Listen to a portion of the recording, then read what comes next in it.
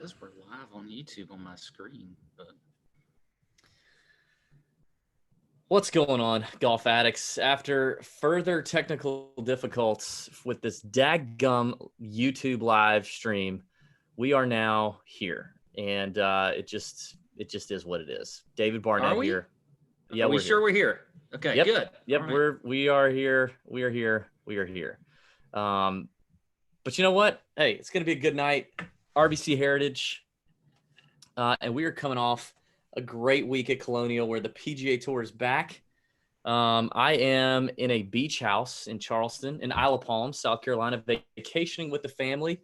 This is the first time since we come here every year. It's the first time since I've done this trip with my family that I have actually done the TJ show, because normally I don't. But I had to be. I had to do this tonight because it's a big week. Second event back in forever. So we're here. Got another Millie Maker, and we're coming off another big week for DB's Big Balls betting card, baby. As Daniel Berger brought it home at 70-1. He was written up in the betting card. I gave you 6 names in the betting card. 6 names, $50. Here's how I would bet with $50, and one of those names was Daniel Berger at 70-1.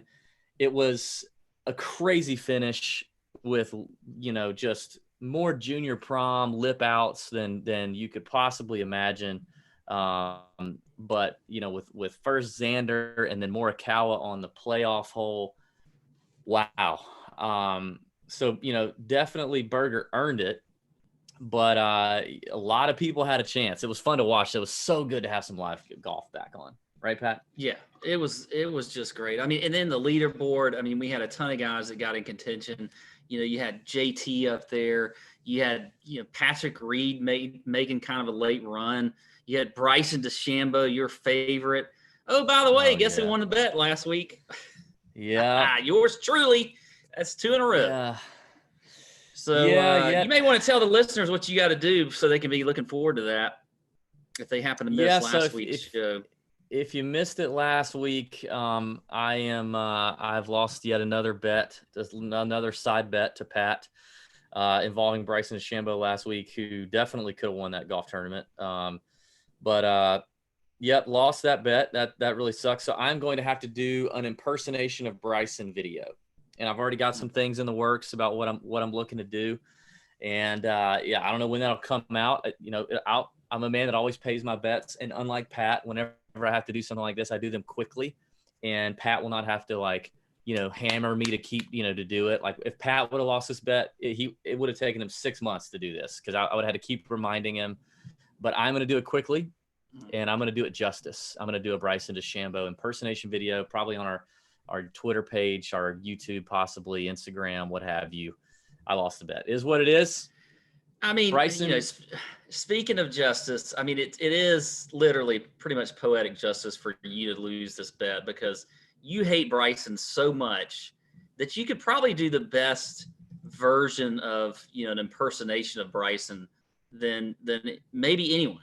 I don't know. We'll see how it turns out. But well, I mean, I said it to a couple sharp, astute listeners last week that DM'd us after,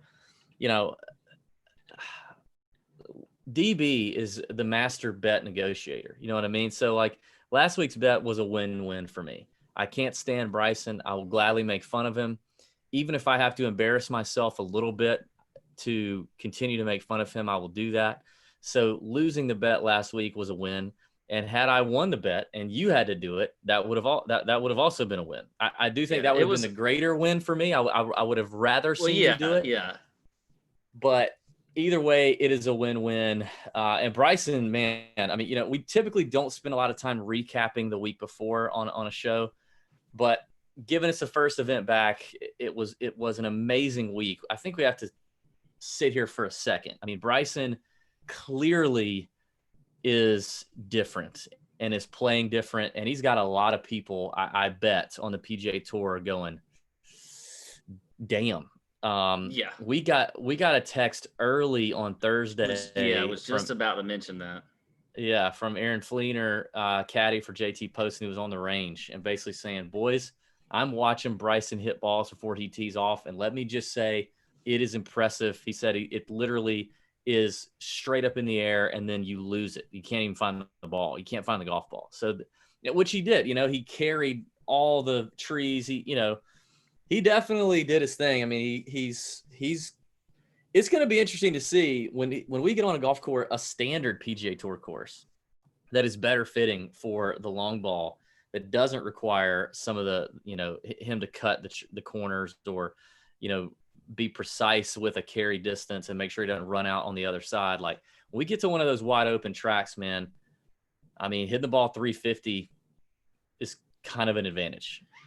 Well, and the thing was really how accurate he was doing it with his swing speed. That, I mean, it looked just abnormal, but he was still like hitting fairways and he was taking lines that, and I kind of came to this conclusion later in the week, last week, that I had I was thinking, maybe these bombers are going to actually just, bomb and gouge this course and take different lines. And that's what he was doing.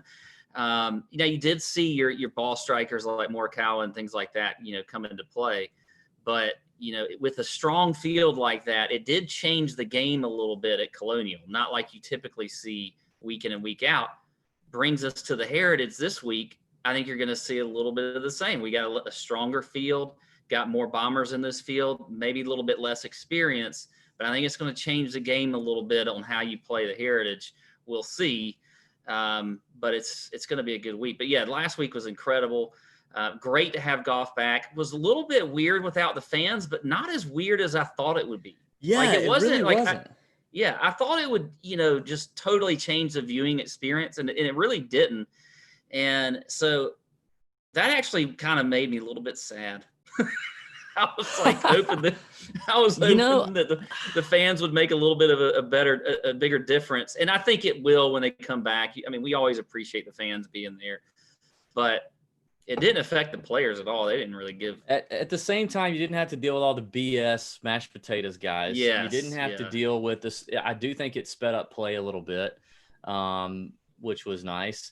And, at least, I watched all the golf Thursday and Friday. I didn't get to watch much of it on Saturday as I was traveling, but on Sunday, I mean, I saw a lot of shots that would have been jail or would not have been jail had there been grandstands up. A lot of people talked about that leading up to the tournament, and even a lot of players. I think I saw some players on Twitter kind of get chirpy about, oh, it's no big deal.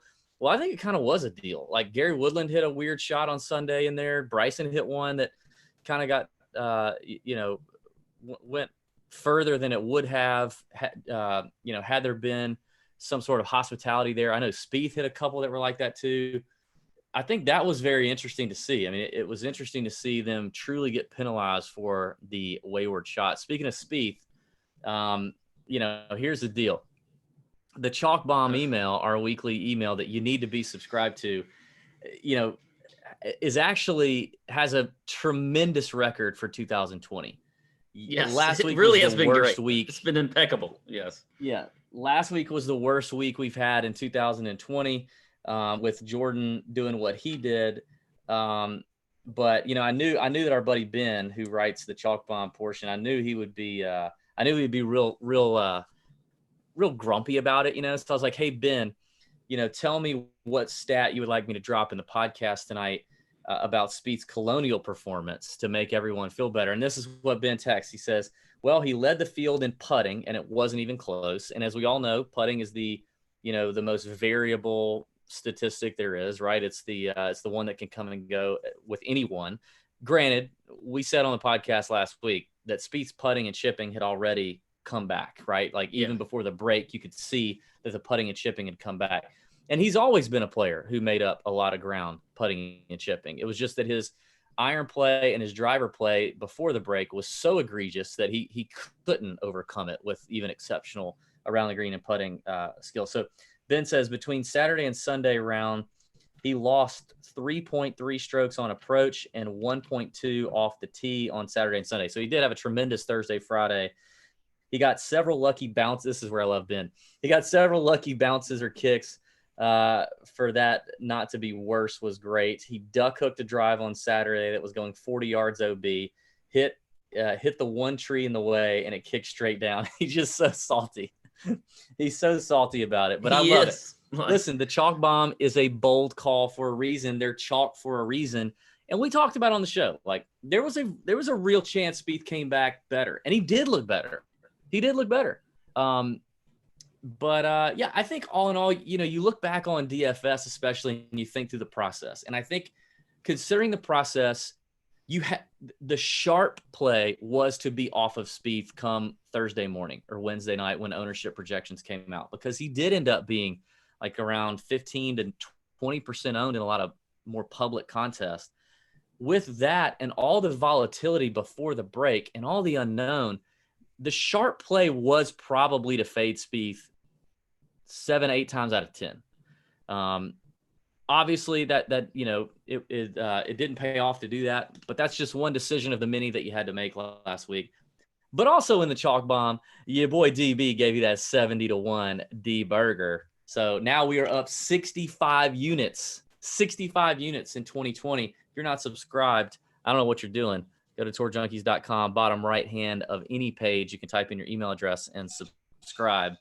Any thoughts on Spieth before we button that one up? Yeah, I mean, I missed him too. I wrote him up as my fade in the Fantasy Golf Sommelier article, which was kind of a hit or miss. I had Woodland in there as sort of my, the pop the cork play of the week. So that's the guy that I've come on to later in the week. He hit there. I had Answer in there as well. Webb was a big one for a lot of people though. Webb just kind of sucked, and you know what? We'll see. I think there's a good chance Webb could come back this week and prove a lot of people. There are going to be a lot of people that maybe jump off of him, but we'll see. But I know a lot of Webb killed a lot of lineups this week. But yeah, I mean, outside of that, I think also, by the way, I was checking my notes before the show, and I was looking at we do the DraftKings After Dark show where we're going to talk picks, disagreements, that kind of stuff. But then also DK Sportsbook and some bets. I had Berger written down at 70-1, so I haven't gone back and rechecked the tape because you know what, we're kind of a little bit tipsy when we do that show, but we may have mentioned him in that show too. I'll say he was written down, but I don't know. Yeah, we need to go back. But you got to check the show. That. Yeah. It was, but we said last week that this would, and everybody said this, right? That last week was going to be a highly volatile week coming off of 90 days with no golf tournament. You didn't know what was going to happen. And we were going to see big names fail. And which is, a lot of people, not just us on Twitter and things like that, were saying, hey, this is a week where you could literally fade anyone as chalk. Like no one is impenetrable, like, because you just don't know. So you had names like Webb, who was the most popular player in the Millie Maker, I think. John Rahm, missed the cut. I mean, even what happened to Rory on Sunday was kind of wild. There's going to be volatility. There's going to be volatility until these guys get right back into it. And one of the things that we talked about before the Colonial episode was thinking through this week and saying, okay, now what you got to understand is you can't overreact to the 1 week, right? So the public wants to overreact to a Webb miscut, to a Rahm miscut, to, oh my God, Jordan's back, to, oh, I got to have all the Daniel Berger, to, there could be all these overreactions, and some of them may pay off, but recency bias is a real thing when it comes to DFS, and it even shows up in the sports books, right? So you're going to see sportsbook prices reflect that. I'm looking at Ricky Fowler's number right now. It's like 60-1. And that's a big number based off of just seeing him miss the cut last week at Colonial. That's a big number for a guy like Ricky Fowler. Even though I know he doesn't win a ton, but he's got a lot more win equity than people in front of him. You're going to see Webb's number be a little longer. You're going to see you're just going to see some interesting things because of the recency bias, and you have to just take a chill pill and realize it was just 1 week, right? And a lot of guys were shaking the rust off. It is what it is. We had somebody tell us literally on Tuesday night, someone on site talked to Bubba firsthand, and Bubba Watson told them, I literally I handed my clubs to the locker room attendant just a minute ago, and all of them still had loads of dust on them. That they were so, I haven't touched a club since Sawgrass, all the clubs dusty as they could be. And Bubba finishes like top 10. there's a ton of volatility. I mean, even Bryson mentioned in interviews that he hadn't even walked 18 holes during the whole. Well, you could tell he's got freaking Dunlop disease. His belly's Dunlopped over his belt. I know, but he didn't bother him. It didn't seem like at all. But I mean, so you just don't know. I mean, these guys, but they're professionals, and so. I think you're right. I think you make a great point. You really can't read a ton into last week. Now, at least we do get to see a little bit of form from these guys, so that's something that you can take into account. But I don't think. I think it really applies a lot more to these guys like a Webb or a John Rahm or somebody like that, a DJ maybe that didn't play as well last week. I think if there's going to be a lot of people that just want to hop off of them all of a sudden. And you just can't really. You just got to stick to your process, and then kind of go from there. So, yeah. Well, speaking of last week, we really want to thank everybody that supported the video that we put out with Scratch TV over on their YouTube channel, the Daily Fantasy 101 cash contest video that we put out with Scratch TV. It's like a 4-minute video, 4.5-minute video. If you haven't watched it, please go watch it on Scratch TV's YouTube channel. Like it, comment, share it, make us look good. Tell them how amazing the video was, even if you think it sucks. It was a big deal for us, big partnership for us with Scratch. We've got more content coming with Scratch for the weekend, so be on the lookout for this weekend. We've got a cool Father's Day video heading your way with Scratch TV. Be sure and share that one with us as well. For that, share that for us. Like it, comment, all that kind of stuff. We need the TJ faithful to let Scratch know that that there's people that like seeing what we're putting out. There's definitely some people that don't, but we need them to know that there's some people that do like what we put out. So check that out. And get in that nut hut, baby. That nut hut hitter. Get in that nut hut. The nut hut was popping. I feel like it is just, that is where the best information comes out on Wednesday. And, it's like, it's almost like I wish I could take some of my picks and my thoughts from Wednesday in the nut hut and be able to move them, back in time to Monday. Because, as the week goes on, it's just how it is. You start to learn more things about different players. You're seeing different things. And so you got different thoughts, but you can only see that on Wednesday. You can't see that right now when we just had pricing come out and we don't even know, so I think the nut hut is definitely where it's at when you're getting just some last minute lineup lock information. Just the guys that you're struggling with, the under 7K guys that you might want to play, that kind of stuff. That's where it really starts to come together. Which I believe Nut Hut Wednesday night. I know I did. I threw out a lot of Bud Cauley, Matt Naismith as some value plays in the Nut Hut. So there's a ton that goes on there, and it's not just about me and Ben and Pat being in there. We got some sharp Nut Hut subscribers that are in there giving each other advice and bouncing some things off each other and sharing ideas and processes and theories with each other for DFS, for betting. It's $10 a month. It's the easiest $10 a month you could ever spend. It gives you 20% off of any purchase for the lifetime of your membership in the Tour Junkies store. You can request a cameo video for me and Pat. We'll send that to you. You're going to get first access to certain events, to things that we're going to be putting on here later in the year when events come back. There's all kind of benefits for the Nut Hut. Go check out tourjunkies.com. Sign up for that if you've not already.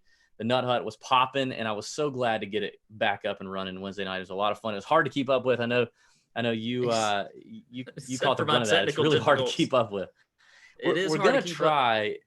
We're going to try and see if we can work in a video element where we can respond through video only on that page. We got to figure that out, but we'll see. But a lot of you in there, and so it's a lot of fun, and we appreciate everybody that's supporting it. With that, Pat, are you ready to talk about Harbour Town? Yeah. Let's talk about Harbour Town. Let's talk through some key stats. Let's talk through some strategy, some approach to the week from a betting and gambling standpoint. We've already kind of hit on recency bias. I think that's a big thing. And then we'll get into some picks. But why don't you hit us with the course breakdown, Pat? Actually, what's the podcast use right now? Like, what you got? Well, I switched from the beer. I'm back to the Tito's. So okay, yeah. Tito's mixer. Tito's for me. We did this video with Scratch a couple hours ago, and we had to drink wine during it. And I got wine tipsy. I don't usually drink wine, so I got like wine tipsy at like 3:00. I had to slow down. Yeah, well. But I'm back now. That's nothing wrong with that. Okay, so this week we are at Harbour Town Golf Links. Just a great old classic course, just under 7,100 yards. It's a par 71. We got an expanded field this week, actually. It's at 100. Well, it's 155 players, but they're at 153 right now. They've had a couple back out, but they're not filling those slots. Long story short. Anyway, Bermudagrass Tee to green. You got very narrow fairways out here, tight, tree-lined holes. You might recognize a little bit of a theme here, kind of like last week at Colonial. This is a very similar course, at least off the tee. So again, it's one of those courses where you typically can't just overpower it. You got to be somewhat accurate off the tee. You can miss it a little bit, but the trees literally, they are right off the fairway. So if you miss by a little bit, you could be in some tree troubles out here. But it's all about the angles, and it's a second shot golf course, just like we had last week with Colonial. I like strokes gained approach. I think that's a huge stat this week. I do think experience is pretty key out here. I don't think you're going to see a first-time winner on this course, even though we got a lot of guys that might be playing this for the first time. But I think it does take a lot of first-time winners, though. Yeah, but it's presented a lot of first-time winners. Yeah, but I just don't. I know. I think this course takes some experience, especially into these greens and knowing where to hit it off the tee and that kind of stuff, because again, you mean experience at Harbour Town? Yeah. Okay, you said first time. And actually, this field, did you hear this? This is a crazy stat to me. That of the 150 something here, 114 players have won on the PGA Tour in this field. Have you heard that? Did you hear that? How many? 114 players in this field have logged a victory on the PGA Tour. Okay. That's a lot. That's insane. Yeah. So, odds are a first-time winner is not going to win here. Anyway, so again, this is it's a course. It's, like I said, a second shot course. I don't think scrambling plays as much into this course as you saw last week at Colonial. If you watch the Colonial, there were some deep drop-offs and slopes off of these greens, there, but not here. You don't really see that a whole lot. So I'm not as looking at scrambling as much, even though they're pretty small greens. I'm looking more at greens and regulations, strokes gained approach, that kind of stuff. I do think you made that great point last week about course history being not as much of a factor at Colonial because of the way the field was and how strong it is. I think you can look at that again this week. But I'll look at some course history. But overall, for me, stats, I do think I'm putting a little bit of emphasis on driving accuracy, ball striking. I mentioned the approach. We'll see. These players, it's just like last week. It's just so hard to tell when you got, 6 of the top 10 players in the world playing here that don't normally play on this course. So we'll see what happens. But I'm excited for this course to get these studs out there, because we usually don't see it. You got guys like, because it's always right after the Masters. If you don't remember, this tournament is literally the week after the Masters. So a lot of people skip it, and the weather's going to be a little bit different coming here in June as opposed to April, where it's a little bit cooler. So it's going to be warmer. The ball might be traveling a little bit further. So they've already said there's no overseed anymore right now. So it's pure Bermuda. Yep. And right now the weather looks pretty good though. So I don't think that's going to be a huge factor. It's going to be in like the high 80s with not much wind right now, but we'll see what that looks like. But as far as past champions, you had CT Pan last year. Kadira, I can't even remember what his first name was. Satoshi. 2018, you had Wesley Bryan in 2017, Brandon Grace in 2016, and Jim Furyk in 2015. So there you go. That's your quick course breakdown. What do you got, DB? Any thoughts on how this course and how you see it playing this week? Yeah, I'm glad you asked, Patrick. I do have some thoughts. First of all, I'll work backwards. Just like last week, I agree with you. I think experience here or course history, if you will, let's use it for a couple reasons. Let's use it to nail down the types of players that traditionally have done well here, which we can. And you can definitely see a common theme, although, as you mentioned, you don't have the strength of field here that in years past that you do now. So you got to take that into consideration. But I'm not going to weight it as much this week. However, just like last week, it's a decent tiebreaker. Okay, like that's what I think we were trying to communicate last week. Is I think it's a decent tiebreaker. If you've got a couple guys in a range that you're trying to work off of, and they you feel like they fit the bill, but one guy hadn't played here before, and one guy's got 2 or 3 tournaments under his belt. Maybe 2 of them are missed cuts, and maybe one of them's a top 25. Like I would lean the guy that at least has shown up here and likes it enough to try to put it on his schedule, and just give it a little extra nudge if it's a tiebreaker is what I'm saying. So in terms of course history, that's kind of where I'm at. I think we probably agree there. I do think the main defense here, as you mentioned, is if it gets firm, which I think it will be, and if the wind kicks up, which we all know it's on the coast, it could change like that. So even though the weather right now doesn't look bad, you got to check it Wednesday. That's again why the nut hut's important, the chalk bomb's important, so we can have those last minute thoughts on weather come Wednesday night. And I think it's the gnarly Bermuda, especially this week. If a lot of the overseeds died off and you've got nothing but Bermuda, chipping on that grainy Bermuda that they have there. I played Harbour Town last year, and I'm not a professional. I did play from the tips though, because Kisner bet me that I couldn't break 85, I think, from the tips, which I didn't. I think I shot like an 87, 88. But the gnarly Bermuda is real. So I actually have to disagree with you, Pat. You said that you didn't think chipping and scrambling and around the green play mattered.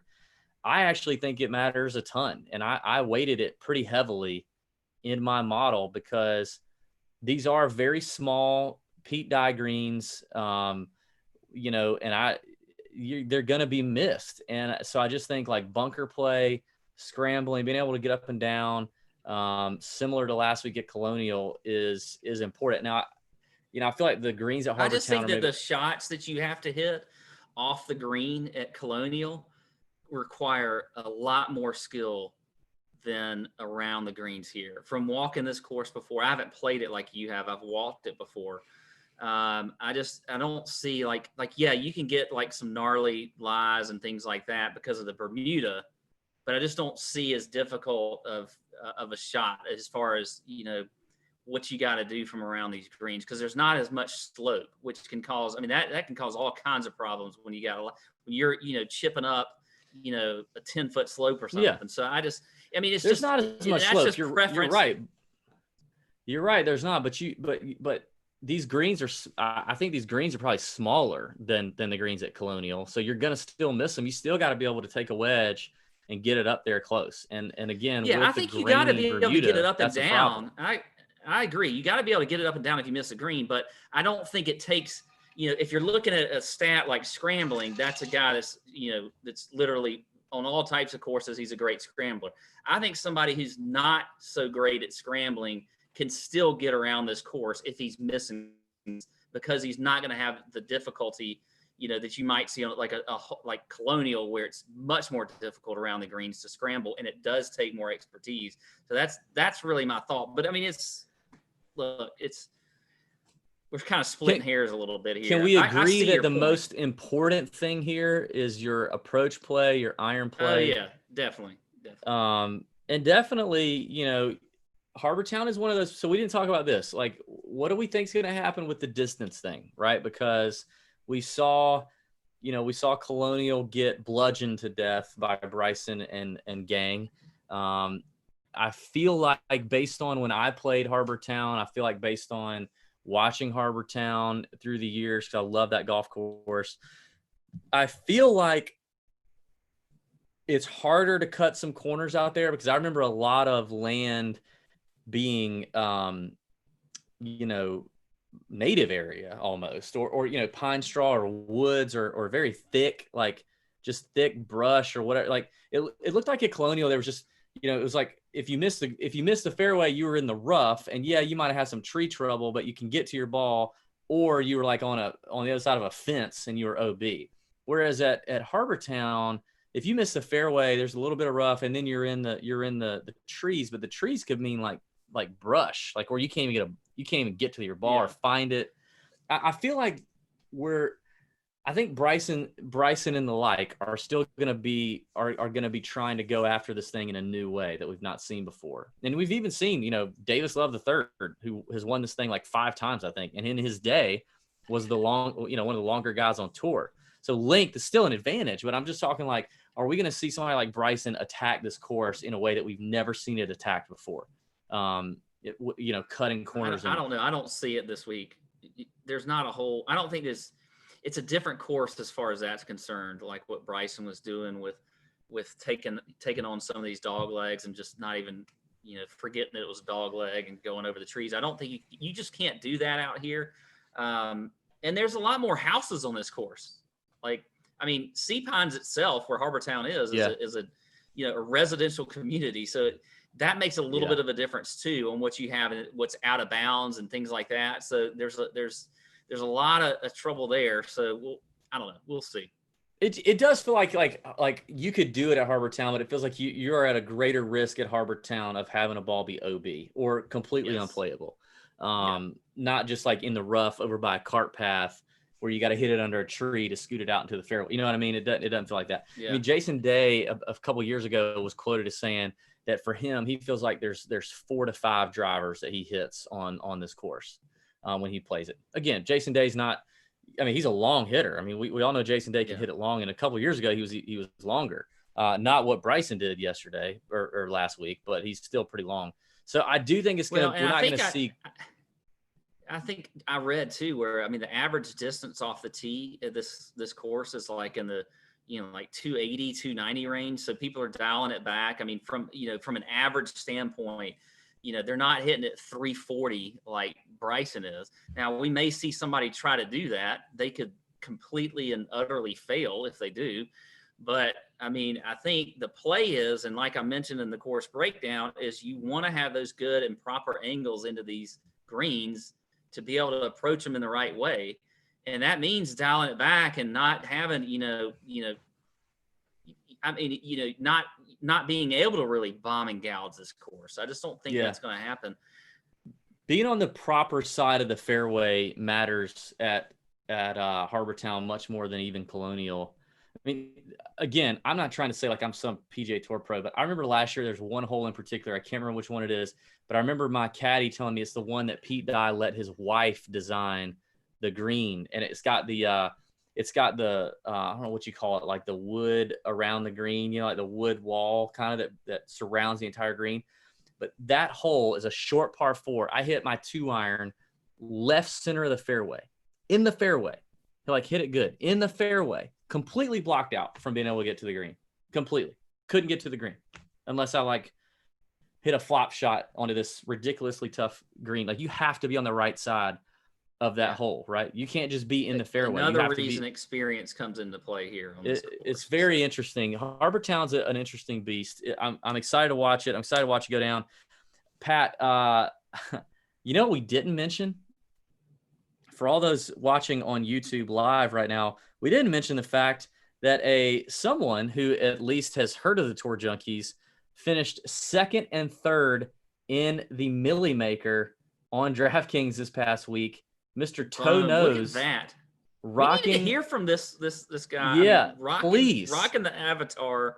Toe Nose rocking the Tour Junkies avatar in the Millie Maker, finishes 2nd and 3rd for $225,000. Holy moly. And in fact, he was 1 point away from being tied for the Millie.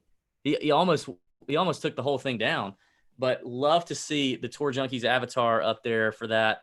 That's fantastic. If you are Toe Nose, please reach out to us. We would love to hear from you. We want to get you some free stuff for rocking the avatar and finishing top 5 in a GPP like that. Of course, you should really be giving us some free stuff because you just want $225,000. But, it's neither here nor there. You know what I mean? Neither here nor there. Pat, before we get into the picks, all of our picks are brought to you by our friends at fantasynational.com/TJ, the site. Now, hopefully you took advantage of the free look last week because Fantasy National gave you a free look at a lot of new stuff going on in the stat engine over there. It is amazing the things that our boy Moose has done with that website in the 90-day break. Holy crap, it's amazing. It literally gives you every stat you want to know about a golfer on the PGA Tour, course history, key stats, your recent form, optimizers, lineup builders, betting odds, all kind of stuff, all the tools you could ever want over on fantasynational.com/TJ, or just when you sign up and it says, hey, how did you hear about us? Type in Tour Junkies and you get 20% off of any subscription that you choose, whether it's monthly, weekly, or annually. Go ahead and try it for a week or a month and just see what you like. I guarantee you're going to want to do it for a year. Okay. It's like the best value you could possibly think of. So fantasynational.com/TJ is where it's at. Now, I didn't mention my key stats before we get into the picks. My key stats, I'm looking at, I did tell you I was weighing scrambling, strokes gained around the green pretty heavily. I'm also looking at strokes gained approach, and I'm looking at putting on Bermuda. Again, this is grainy, no overseed, South Carolina, Bermuda, baby. That is going to be a welcome sight to many players. It's going to be an unwelcome sight to others. And you got to know how to read it. It's grainy. You got to know, you or your caddy has to understand what that grain is doing to the golf ball. So I do think that matters. And I'm going to look at that over the long term, as I always do with putting stats. All right, Pat, let's get into it. You ready? Yeah, let's go.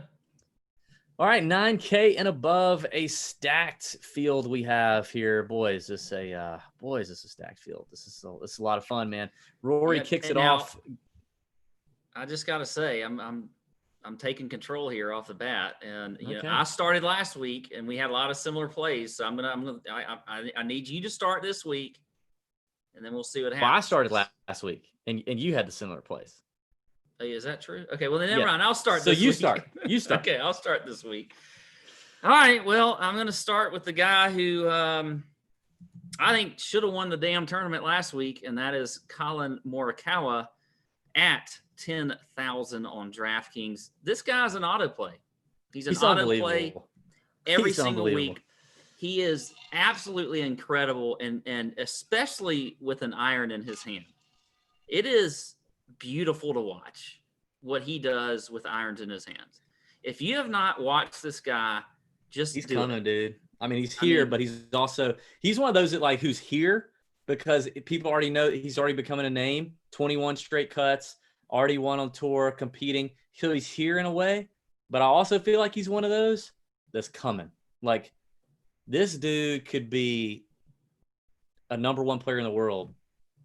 He could easily be the number one player in the world. And I'm not sitting here trying to say that he's going to be a Tiger Woods, because I don't, you just can't say that. But the guy can hit an iron like Tiger Woods, and he is just special. And I don't care if he missed some putts near the end last week. As a matter of fact, if you don't want to play him because of that, then I'm happy about that. Nobody's making that choice, though. Nobody's making that choice. I mean, you just can't, because regardless of ownership, and I think, I'll play him in GPPs. I like him as a cash play. So he's my cash play this week too in this range. I think he's perfectly fine there. You mentioned this cut streak. I mean, what is it, 21, 22 straight cuts? But then that doesn't count the U.S. Open last year, where he made the cut there as well, where he was an amateur. And, he was around 14% owned in the Millie Maker last week, which isn't terrible. Which is, the interesting thing, I look back at the winning lineup. Berger was not in the winning lineup, but Morikawa was. But our boy Toe Nose had it. Our boy Toe Nose had Berger in both his lineups. Maybe he was a Chalk Bomb subscriber. Yeah, so that worked out well. But I love some Morikawa this week. Again, it's just another course that he should be very comfortable on. The whole narrative, by the way, of course, history goes out the window with him, because every course he goes on, it doesn't matter if he's played it before. I mean, it doesn't matter. Who cares? So I love him this week. Let's talk about this. Because I'll go ahead and break the news. I also have Morikawa written down, and I don't understand when I won't have Morikawa written down, because at this point, the guy looks so impenetrable and such a great play with upside, with a high floor. He's got what seems like a really, really good caddy, by the way. If you saw some of his caddy interactions, watching that's important for a young kid. Which we get a lot of, especially with the no fans and thing. We can hear more what's going on. He has a really good caddy that knows what he's talking about, which is good for him as well. So it's like, okay, in DFS, at what ownership do you fade him? And like at this point, dude, I mean, at this point, anything less than like 25%, I think I'm just ready to go, okay, I'll play him at 50. I'll put him in 50% of my lineups and just roll with it. And the thing is, though, is right now, like this is because it's such a crazy time, because we have all these guys playing in these tournaments because we're coming back from the quarantine and everything. Like ownership's getting more spread out, so you're getting this guy probably lower owned than he should be from a general standpoint. Like, would you think? I mean, he was 14% last. Like, if and he a lot was of the playing, public money was like, "Who's this kid?" Last week. But if he was playing, if nothing had changed and we had gone, from all the tournaments leading up to this one, and we had just, last week was a normal week, he probably would have been much higher owned than 14% or whatever. So I don't know. You got to play him, and I'm going to keep rolling with that. Next guy I'm going with is Hideki at 9,500. I love him here. I think this is a good fit for him, especially from a stat standpoint. You look at strokes gained approach, he is third in the field. He's seventh in ball striking. He is fifth in par four scoring, which is another thing that I looked at, just kind of a small percentage. Checks the box in greens and regulation. I like Hideki, and he was having a pretty decent year, leading up to, outside of, he finished like T56 at the Arnold Palmer, but before that he had two straight top 10 finishes. I think Hideki is this is just a good course for him to come in, and I feel like he chose it for a reason. He skipped the first event. I could be wrong. There could be some other thing where he didn't play Colonial for some reason, but I love some Hideki this week. I like the price at 9,500, so I will play him in GPPs. And then I'm going back to the well and playing Justin Rose at 9,200. I feel like I was kind of out there a little bit with him, coming off, everybody didn't know what clubs he was playing and all that kind of stuff. His price didn't change at all hardly this week. I mean, not at all. And he had the T3 finish last week. Again, another guy that can play this course, I think, really well. He doesn't have, looking at the history here, really maybe none. I don't know. I'm looking just at 5 years. He hasn't played it in forever, but it's because of, this comes after the Masters typically. But I think this is a good spot for Rose again this week. So I like him at 9,200. I mentioned Morikawa as my cash play. And then my fade is going to be Bryson. I am going to fade Bryson. I don't like the price at 10.7. I feel like this course is going to mess with him a little bit. Now, look, I do think it's a cerebral type course where you got to think your way around it. And that's like his profile. But this whole like swing speed thing and everything he's got going on and bombing it out there, and like, I don't know. I feel like he's going to like come back to earth a little bit this week here at the Heritage. And he's had some success. I think the first time he played here, he finished like in the top 5. But I don't like it. I think his ownership's going to be a little higher for sure than we saw last week. So I will fade some Bryson DeChambeau at 10.7. There you go, DB. What do you got up here? Okay, this is interesting. So I went with Morikawa in GPPs. We won't spend any more time on that. I went with Sungjae M. What more to say about Sungjae? He's like now the he's like Morikawa light. Like nobody's even talking about him anymore because Morikawa's doing his thing. But Sungjae's a freaking stud, doing his thing still. One of the best iron players, as consistent as they come. Played great last week, and nobody really talked about it. But I love the value there for Sungjae. And I'm going to go with Webb. I'm going back to Webb. I think this is where I'm going to kick recency bias out. Listen, Webb had a great second round. He was 3 over in the first round, came back and had a much better second round, shot under par in the second round. I think it was shaking a little rust off, honestly. And I think now he comes to a course that's even better built for him in Harbour Town.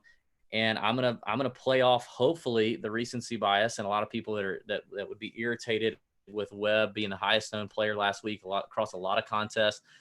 His best putting surface over the last 100 rounds is Bermuda. He scrambles well on Bermuda. In fact, he's 8th in this field in scrambling on Bermuda courses and Pete Dye courses. He plays RBC Heritage almost every year, including the last 3 years with a T16, T5, T11. A lot of experience here. $9,000 is stupid cheap.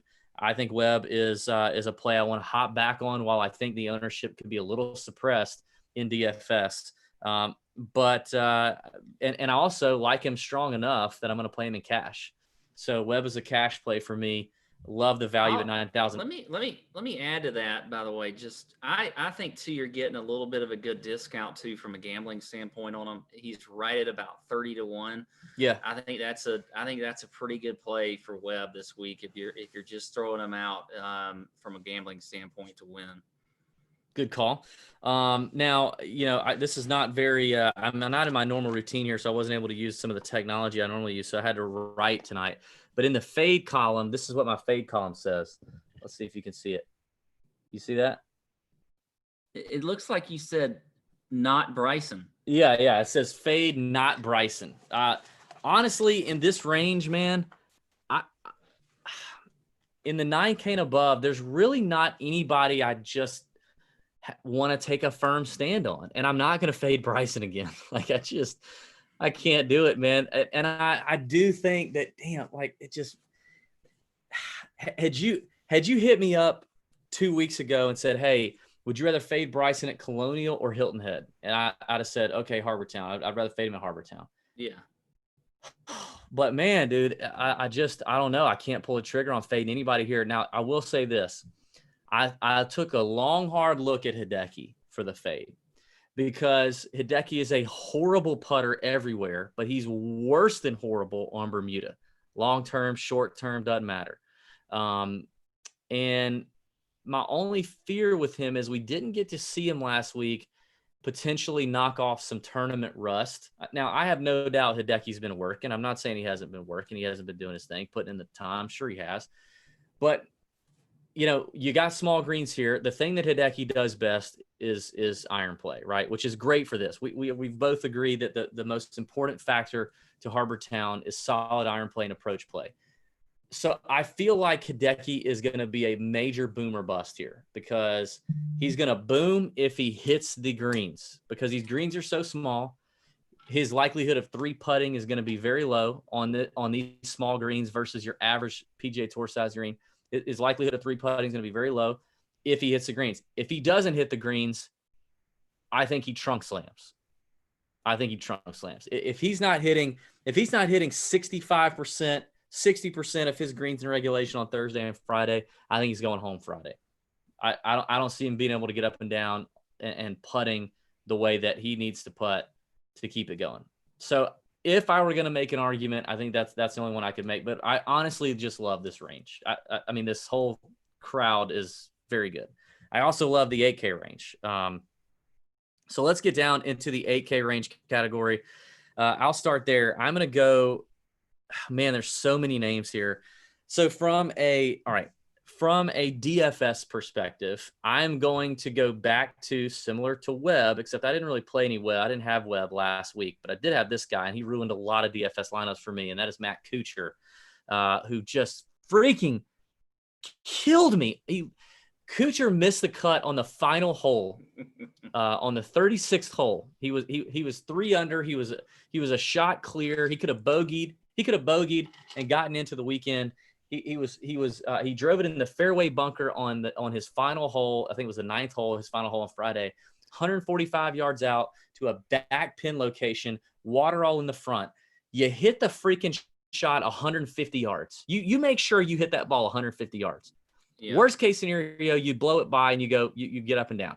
He hits it like 140, spins it back off the green, can't get up and down, double bogey, finishes 1 under, misses the cut by a shot, and tanks so many of my lineups. However, incredible record here.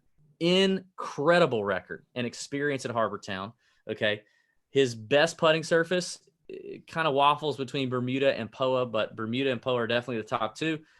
Great scrambler, perfect course fit here. I'm going to go back off the recency bias, try not to be recency biased myself, and get back on the Kuchar train at $8,300. That's a guy who has win equity at this golf course. Okay, he finished runner-up last year to CT Pan here. He can win this golf tournament at $8,300. So from a DFS ownership leverage perspective, I like Kuchar here. But I'm going to go back to the well on a guy that I talked about last week, and I had him in a lot of lineups last week, and he did fantastic, and that is Abraham Answer, who just played wonderfully last week on his way to a T14. Kind of stalled a little bit on Sunday and could have been better. But Abe is an accurate player, putts well on Bermuda, good scrambler, played very solid last week. I'm a big fan of Abraham Answer. He is 70-1 on the old betting card as well. And I'm going to roll with him in cash. I think Answer is a very safe bet in cash. You save some money at 8,000 with him. And I'm going to roll with that. Other names in here that I think from a betting standpoint are interesting to look at. Brooks at 45-1 pops for me. 45-1 for Brooks. And then Patrick Reed at 30-1 is an interesting name. Reed was in contention on the weekend. Just kind of didn't really get it cooking. But those are some interesting sportsbook numbers to look at in terms of betting. And then for my fades, I'm going to go with Tyrrell Hatton. This is one of those ranges, again, where I kind of like almost everybody in the 8K, like almost everyone in the 8K and above range. I'm not going to be like super passionate about. I think there's a few names in here that are overvalued. Like I think Daniel Berger at 8,900 is getting a major bump here in price and the recency bias. So you could make a point there to fade him. But I'm just going to go with Tyrrell Hatton. First time seeing him from across the pond, coming over. Now he's playing great before the break, so the break was probably not a welcome sight for Tyrrell Hatton, as good as he was playing. But I'm gonna go ahead and bump Tyrrell Hatton out of there at 8,000. So that's me. Okay, I don't mind that at all. All right, so for me, I'm going to go with two guys you actually just, a couple of guys you just mentioned as far as bets are concerned.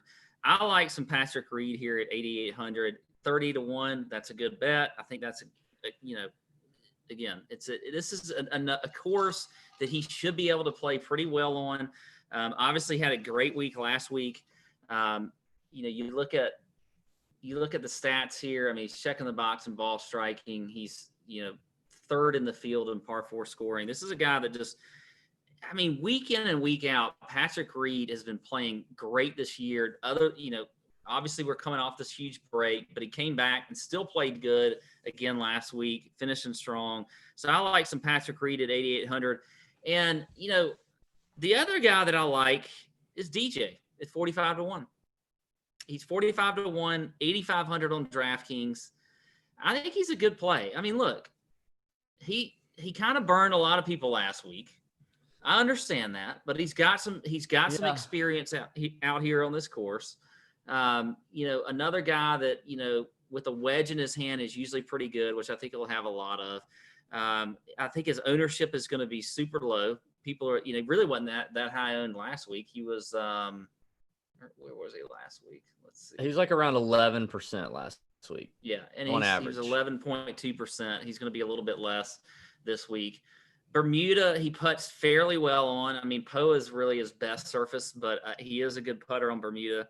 South Carolina guy, growing up. So I think DJ at 8,500 is really good. And it's interesting with him at that price. I think I'd like to see where it looks later in the week. Like a lot of people might just gravitate towards DJ because of that pretty price amazing. being. I mean, the name cachet with him and Brooks at 86 and 8,500 is pretty remarkable to see those guys at that price. I mean, to have Jordan priced above them, to have, had I told you a month ago, like Jordan, Daniel Berger would both be more expensive than both of those guys. Like that's. Yeah.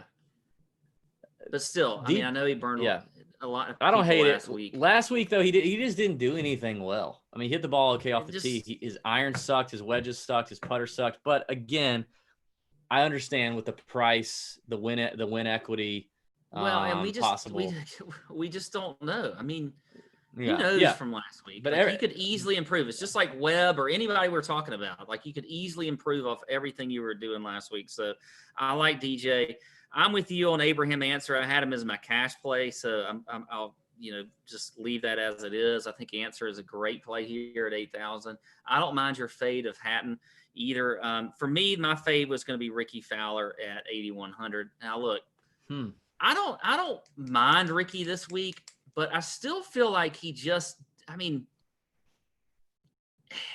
this is probably where recency bias just hurts you a little bit, because I just feel like he's still struggling with his swing. And I don't see him doing much in this tournament. Like, he may make the cut and may, bring some value at 8,100, because he's cheap. For him, for Ricky Fowler. Cheap. Yeah. But I don't see him doing much at all. I'm worried about where he is as far as his game's concerned. And so I'm just off Ricky. And it's really like, I'm with you though. It's really hard to fade a lot of guys in this 8K range, but I'm going to pinpoint Ricky here as my guy.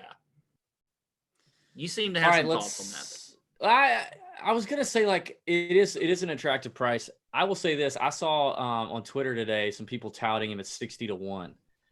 And I love that number. I get it. I don't think he's anywhere close to winning right now. I don't think he's going to win.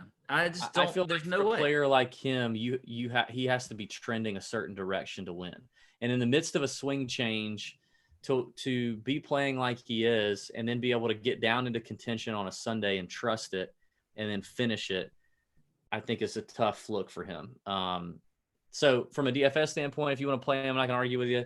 But in terms of betting him outright, I don't love where he looks in terms of win equity outright. Now, maybe if you can, if you're somewhere where you can get an each way number, maybe, but yeah, I'm with you. Talk to me about the 7K. All right, 7K range. I'm going to start with a guy who was actually in the Millie Maker lineup, the winner, and that is Jason Kokrak at 7,900. Somebody asked me about him in the Nut Hut, and I was like, I just can't. Yeah, and then he did that. Hey, but you know what? Speaking of the Millie Maker, we've talked about golf being back. We're all excited. We got another full weekend of golf ahead of us. So let's talk about DraftKings. That's what we're doing.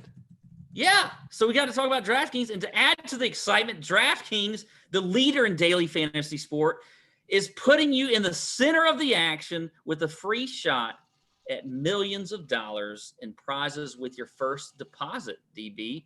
You know what gives me a lot of fear? What? Doing ad reads like I'm doing right now. But I'm going to do it anyway.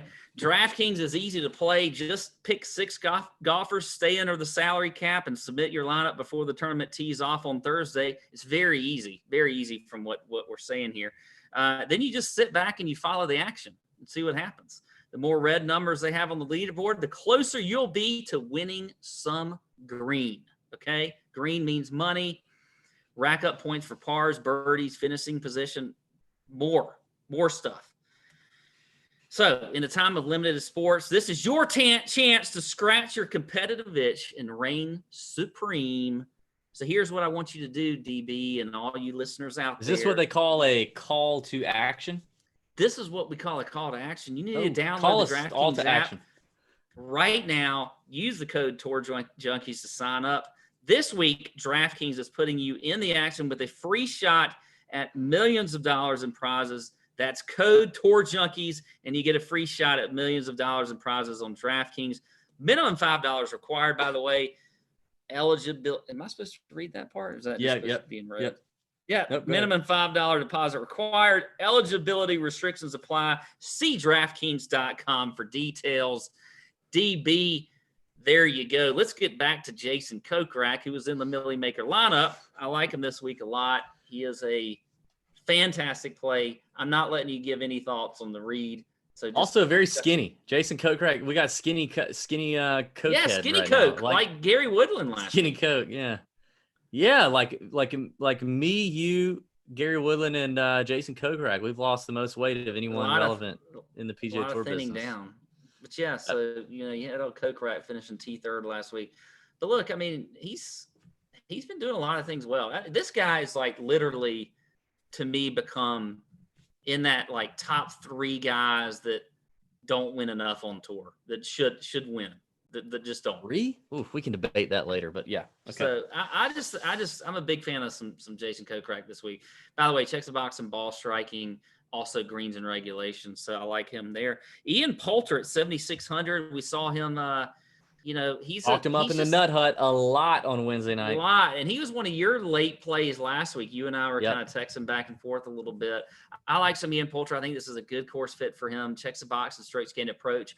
Also par 4 scoring. This is a great course for him. So I do like him. And Bermuda is his best surface as well as far as putting on. So I will go with some Ian Poulter as a GPP play. And here's where I'm going to shock you a little bit, because this guy has just been solid week in and week out this year and just never left off and played well last week. And that's Bubba Watson. It's 7,400.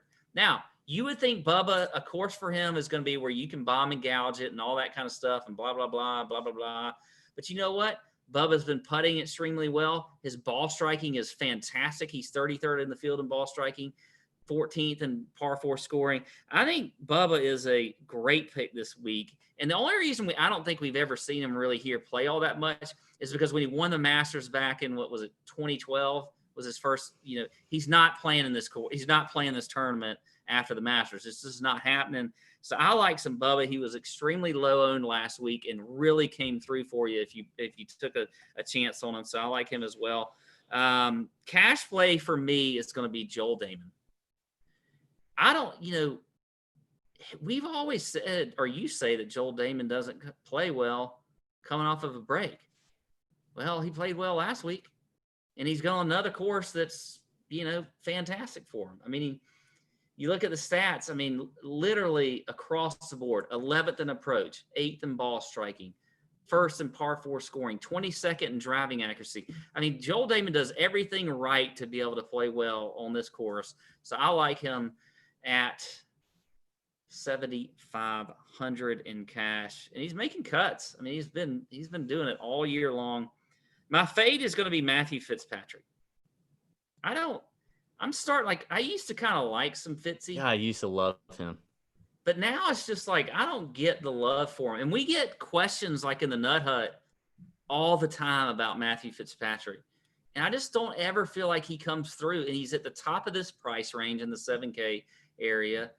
He just does check a few boxes here, and I know he's done okay on this course, but I feel like he was like 11 or 12% owned in a lot of GPPs last week. Way too high, I think, for him. So I'm going to fade some old Matthew Fitzpatrick at 7,900. Real quick, will you recap for me? So you're fading Fitzy. Your cash is Damon. Joel. You went with GPPs. You went Kokrak and who? I checked out. And Bubba. Bubba. Okay.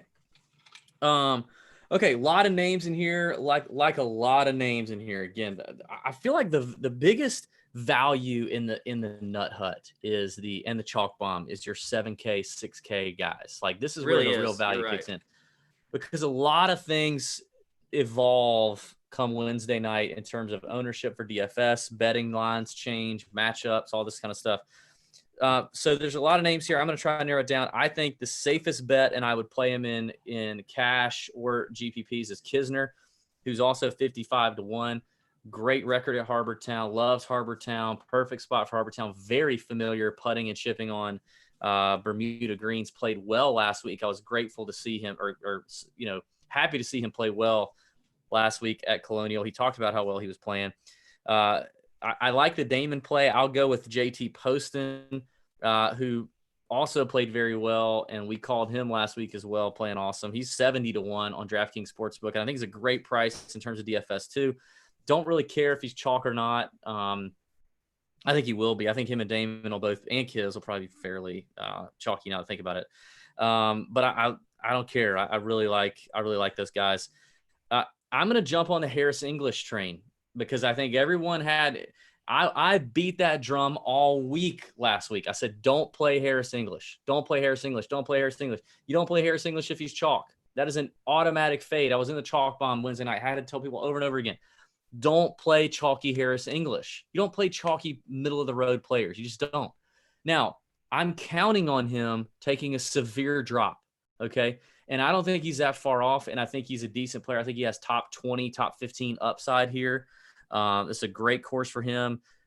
Now, However, if he does, if people are like, oh yeah, still get back on, people are all thinking what I'm thinking, and he ends up being relatively higher owned, like 12, 15% Harris English, I'm not a fan of. I'm not a fan of 12, 15% Harris English. I need single digit Harris English on this golf course. If he's not that, then I'll pivot. And then there's a bunch of other names in here that I like, but that's what I'll do. Kiz is my cash lock. I think between Kiz, Answer, and Webb being cornerstones of a cash building strategy, and you fill in the gaps from there and have a balanced lineup that's going to get you 6 of 6 through the cut. I think that's what you need. And then my fade is, I hate to say this. Let me pull it up because I'm going to need to have some science to back this up. You know what I mean? My fade is going to be a guy that I love and everybody loves. But I think going right back to recency bias, we have to be aware that recency bias is real. And that's Harold Varner. He got a ton of TV time last week. He got a ton of attention last week. He played great last week. I understand. I know he's been working on his putting. Apparently got a putting lesson from Brad Faxon, which is basically like God giving you, like, pointing his finger down and like giving you the touch that you need. But I just, recency bias is so real. And he was everywhere last week. His worst putting surface in his career has been Bermuda, hands down. If you look over the last 100 rounds, so I did something on Fantasy National I haven't even mentioned yet. I took Pete Dye courses. I took courses that had heavy Bermuda presence. I looked over at Data Golf and found the most comparable courses to Harbour Town, and I compiled all of them and then looked over the last 24 rounds at who's done well. Well, Harold Varner III is in the bottom 10% of this field in around the green and putting and scrambling on courses that kind of fit this bill. So I think it's time I think you hop off just this week and we see what happens. I think that's what we got to do. So there you go. That's a 7K range. Pat, let's hit the 6K range real quick. Who do you like in the 6K? And let's button this bad boy up. All right, well, a couple of guys I'll start off with right up near the top. And this is a guy that really found it at the end of last week at Colonial, and that's Chesson Hadley at 6,900. He did find it. He found something. Had a super low round. I guess it was Sunday, and just literally or was that Saturday? I can't remember. Anyway, just really jumped in at the end there. Finished in the top 25. I like some Hadley this week. He's finished in the top 10 on this course before. Now, he's missed the cut several times too, but he does have he was 7th 2 years ago.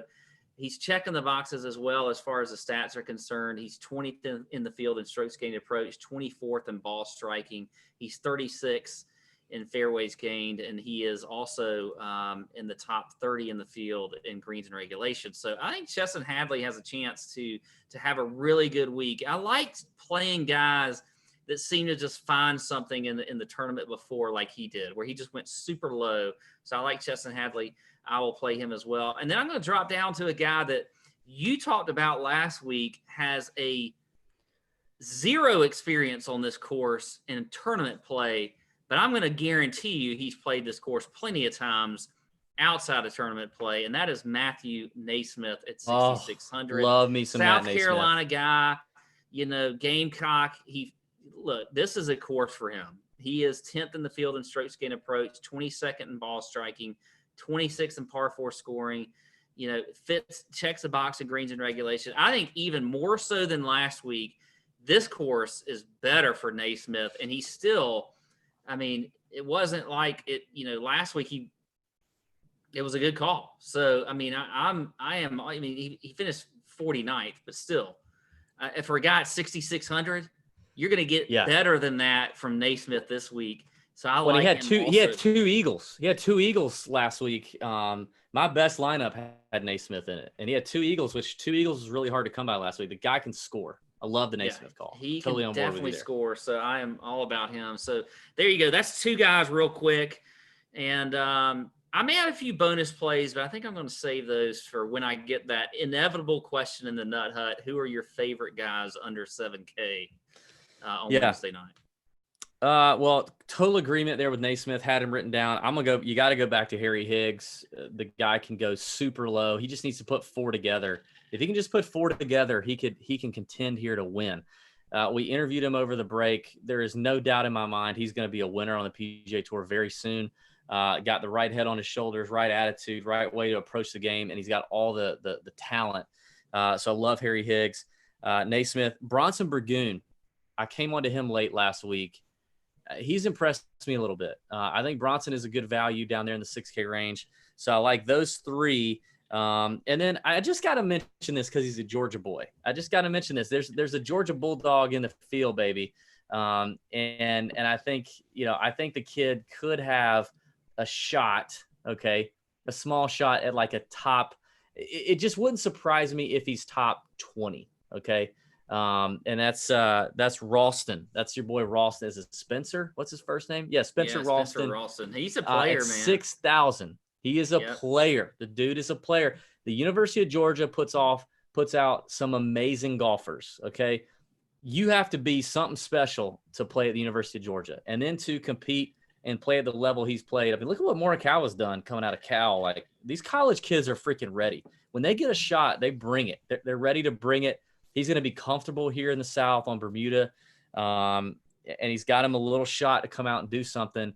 So a top 20, top 25 wouldn't surprise me. So if you're playing in a massive GPP with a ton of entries and you want to throw a couple little sprinkles on Spencer Ralston at 6K, the minimum on DK, then and if it pays off, come thank me later. You know what I mean? Thank us later. All right, Pat, that's the picks. Let's get to the chunk and run tonight, buddy. We got a fun chunk and run tonight. Had a listener question submitted for the chunk and run a long time ago. Yes, you can still do that if you're listeners. You can submit us chunk and run questions. The chunk and run, if you're new to this, the first question, the chunk, is asking us any question possible about golf. It could be about real golf. It could be about DFS. It could be about betting. It could be about anything golf related. The run portion is anything else, literally any other question that you want to ask us, and we will answer it. Pat, I will start with you. The question tonight comes from Kyle on Twitter. I can't remember his last name, but he says, if you could design a golf course that would have an iconic element that would really make it stand out, what would that iconic element be, and what would you name the golf course? Okay, so I may have gotten a little too detailed into this because I really like this question. So there's a lot of because I did not. There's a lot of moving parts to this. But first off, I'm staying on brand with this, and I'm also staying on brand with the run as well. So chunk and run, a lot of on brand, Pat. First off, this course is going to be short. Okay, we're not going longer than 6,800 yards. All right, we're not going longer than 6,800 yards. Yeah, that's just not happening. But let's get right into the iconic element, and that's going to be that these greens are going to be pretty large, but they're going to have multiple pins. There's going to be like 3 pins on these greens, and what you're going to do is, so like if you're in the fairway and you hit your iron shot in the air, you're going to call which pin you're going for. Okay, so that's the iconic element of it. Because we're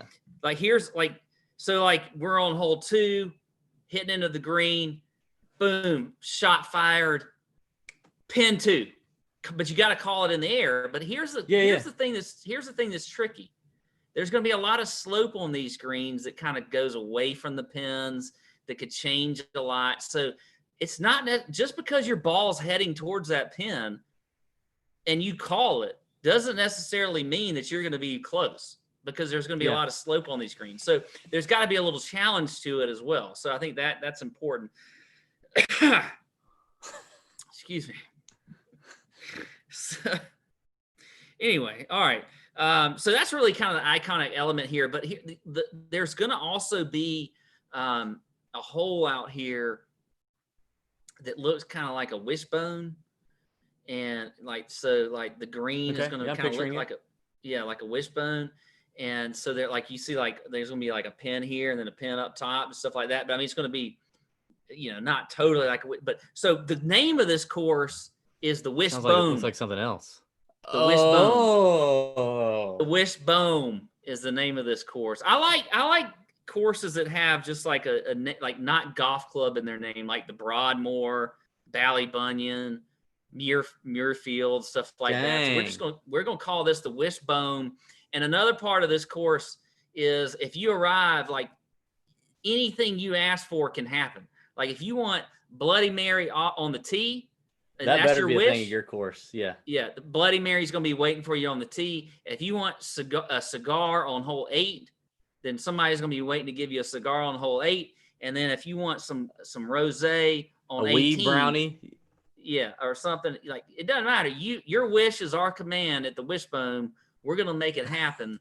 So that's my course, and I believe it's iconic. So there you go. Dude, that's very good. That's way better than mine. The Wishbone is nice. However, I will say we both had Bohm in our, which is funny because we didn't talk about this. We both had Bohm in our course titles. All right. So mine is just a little more basic. It's just called Bohm Valley.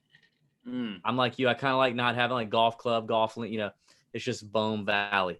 I love Sage Valley, of course, right around the street from here. Love Sage Valley. Love the feel. Love how that rolls off the tongue. You know what I mean? So I like Bohm Valley. I like that. I like a lot of so my course is going to feature. So my course is going to be a little longer, but not super long. It's going to be like 771, like 7,100 yards, but it's a par 72. So you got that. You got plenty of par 5s because I love some par 5s. I want some approachable par 5s. There is 0 water on my golf course. The only water on my golf course is in water bottles, in ice buckets. Every other tee box. That is the only water. Good call for you. Good call for you. Only water on my golf course is there. There is no other water. There's not a puddle. There's not a little river, a little creek for aesthetics. No, we're not even doing that. We'll do other things for aesthetics, but not even that. Lagoons, no lagoons, things like that. No lagoons, 0 lagoons. There's none of that. If somebody spits if they have a lot of saliva and spit, I will kick them off the golf course. There can be no standing water anywhere on my course. Okay. It's a valley course. So there's a lot of undulation, a lot of downhill, tee shots that just run forever. A lot of uphill approach shots, a lot of that. This is not a course you're going to want to walk. You're going to want to get in a golf cart that's going to be equipped with Bluetooth. So you can bang out that speaker in Bohm Valley. We're going to have cart girls everywhere. It's going to be great. Now, in terms of an iconic element, other than your lack of water and things like a lot of undulation, I want one hole. Okay, my signature. I kind of thought about signature holes. This hole is going to be the ultimate decision hole. Okay, this is a 290-yard par 4. Okay, however, it is a 280, 285 carry to the very front edge of the green. You've got some width. You got like maybe 30 yards, 35 yards of width, and about 40, 50 yards of depth if you can carry it further than that. Okay, and that's going to be your green and some bunker complex. But surrounding that is going to be nothing but waist area, nasty bunker. Nothing but nasty bunker, except for one big patch of grass about 180 yards off the tee. Big old patch of grass that basically says, hey, you can hit a 6-iron to this patch of grass and have wedge in. Or you can hit driver and go for the green, but if you miss it, you're in like waist area with like bottle caps and shards of glass in it. You know what I mean? Like some severe stuff that you wouldn't want to go in barefoot.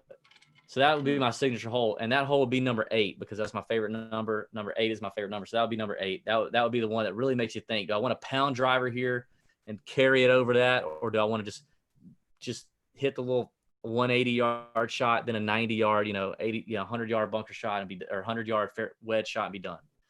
So that's Bohm Valley. I like that. I like Bohm Valley. I want to play Bohm Valley. I want to play the Wishbone. That's amazing. Yeah. All right.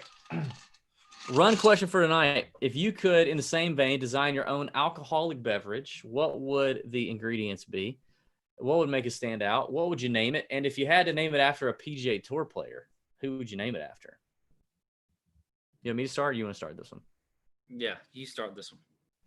This is pretty easy for me, boys and girls. I'm going with really 3 ingredients. However, 2 are interchangeable. The first ingredient is you must have a very strong bourbon. Okay, Very strong bourbon. Very, very, very, very strong.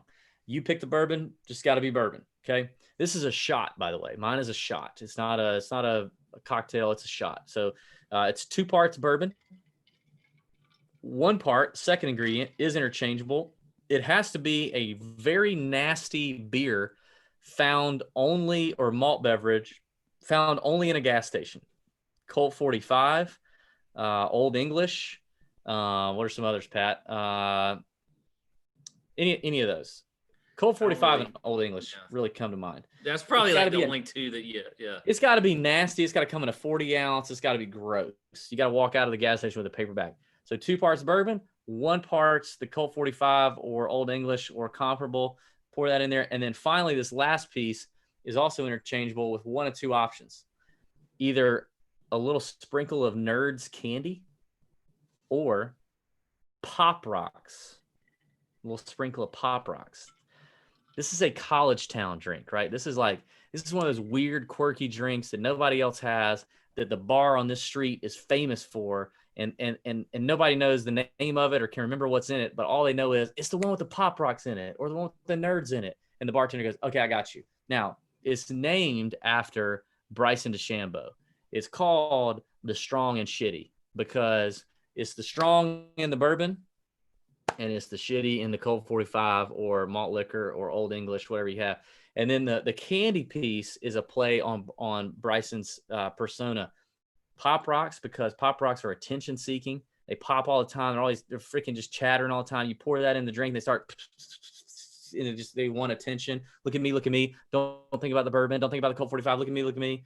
Or you could go with Nerds and the mad scientist. I'm smarter than everybody. I'm figuring everything out. I'm a nerd. You pour that in there and you shoot that bad boy, and then you go, and that's it. So the Strong and Shitty by DB.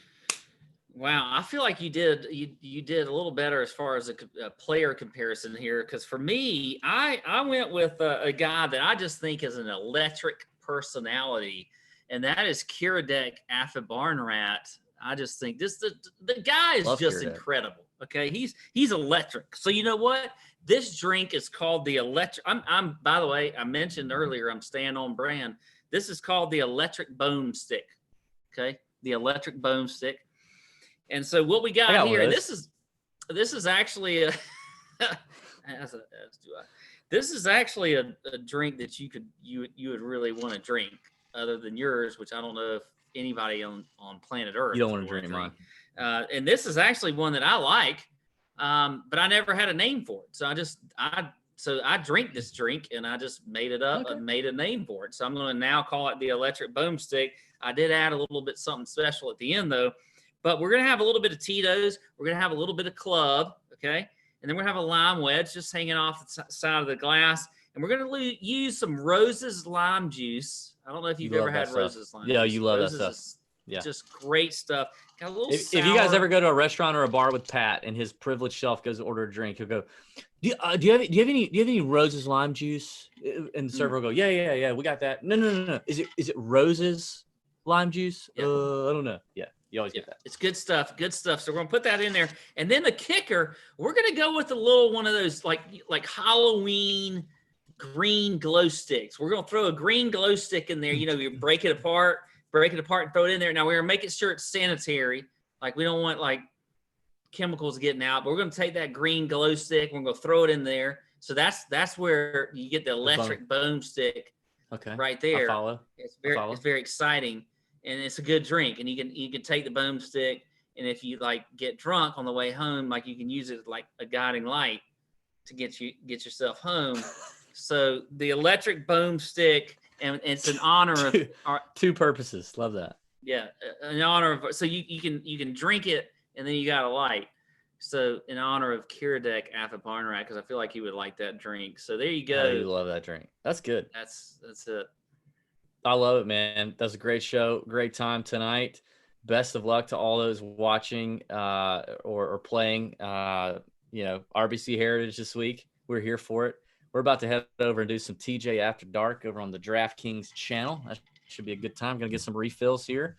And, thanks for watching. Thanks for listening to the Tour Junkies. May your screens be green. Have a wonderful week. Thanks for supporting all we do. We appreciate you guys. See ya.